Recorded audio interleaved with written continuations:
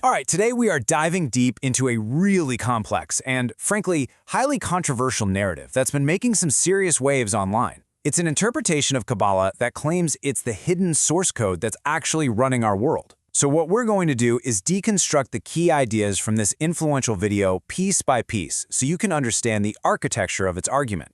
Right off the bat, the source video hits us with this, the Spiritual After Dark Special.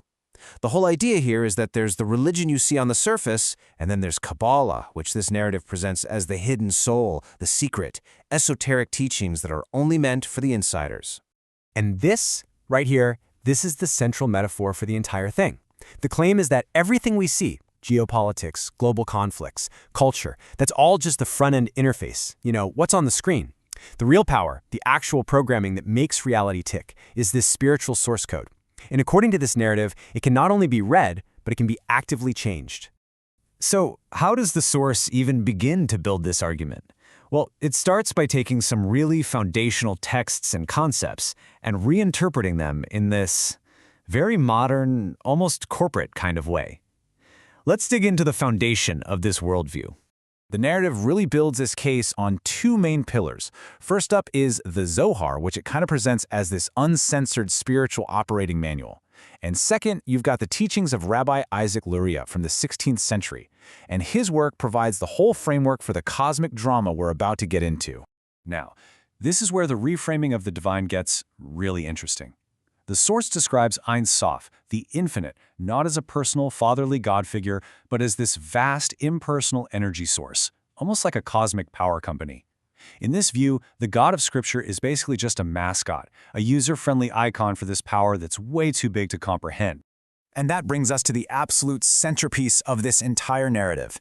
According to the source, our reality, the world we live in, is the direct result of a catastrophic system failure. A divine explosion that basically broke the universe right from the get-go.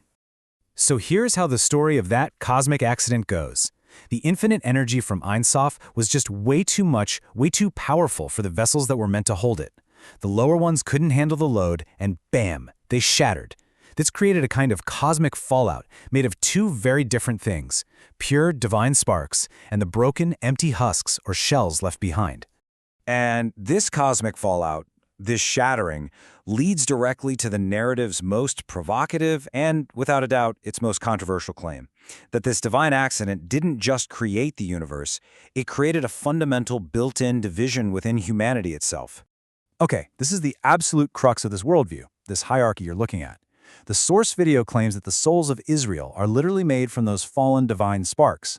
But then, in stark contrast, it alleges that the souls of all other nations are made from the Kelippot, those broken husks, which the source's narrator explicitly, and I'm quoting here, calls universal space garbage or gunk. And it doesn't stop there. This concept, the Sitra Achra, or the other side, gets directly mapped onto the world. So in this narrative, the realm of chaos, of disorder and demonic forces, well, it isn't just some spiritual idea. It's allegedly associated with the actual physical world of the nations, the non-Jewish world. Right. So if the universe is broken and humanity is fundamentally divided, what's the plan? Well, according to this narrative, the goal isn't just to get by. It's to execute a very specific blueprint to repair the cosmos. And that plan is all about control and manipulation. The narrative takes this well-known phrase, tikkun ulam, which most people understand to mean acts of social justice or just making the world a better place, and it completely flips it.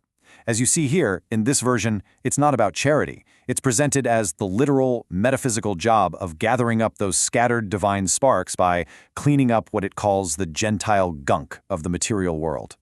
So, how is this cosmic repair job supposedly done? Well, the narrative lays out a whole toolkit. Words, like abracadabra, aren't for just talking. They're presented as reality-bending tools. A Baal Shem is a master operator who can use this power. The source even goes so far as to claim that real-world military actions are timed with spiritual holidays to get a leg up, metaphysically speaking. So where is all of this supposed to be heading? What's the end game? Well, the source video outlines a very, very specific conclusion, a messianic age that completely reshapes the global order as we know it. According to this narrative, the Messiah isn't just a leader, he's the final missing piece of that shattered tree of life. But And this is a huge but. His arrival is conditional. It supposedly can't happen until a physical third temple is constructed to act as a kind of landing pad to finalize the whole cosmic repair. And what happens when this cosmic repair is complete?